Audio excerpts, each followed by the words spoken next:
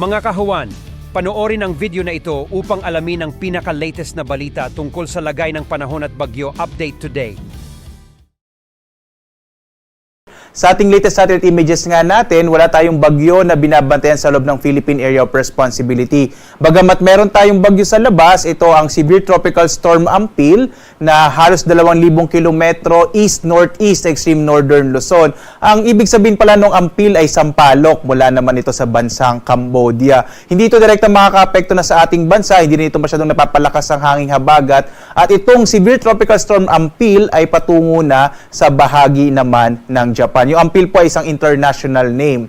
At sa ngayon nga, itong southwest monsoon ang nakaka-apekto partikular na sa may kanlurang bahagi ng northern and central Luzon. At ito magdadala ng maulap na kalangitan na may mas malaking tsansa ng mga pag-ulan, partikular na sa bahagi ng Ilocos Region at dito sa may area naman ng Batanes at Babuyan Islands. Inaasahan natin hanggang sa mga susunod na araw, hanggang Biyernes, posibleng makaka-apekto pa rin ang southwest monsoon, partikular na sa Ilocos Region at sa may extreme northern Luzon.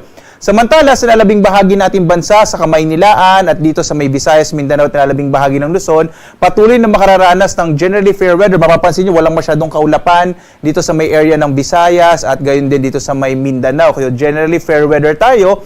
Liban na lamang, posible pa rin yung mga early morning rain showers at gayon din sa hapon hanggang sa gabi na mga thunderstorms na posible po magtagal ng mga 1 hanggang 2 oras. So nakikita nga natin, basta pinakuling datos natin, medyo maliit din siya sa magkaroon tayo ng bagyo hanggang sa pagtatapos ng linggong ito. So expect lang natin mga localized thunderstorms sa hapon hanggang sa gabi. Kaya mainam, may dala pa rin tayong pananggalang sa ulan.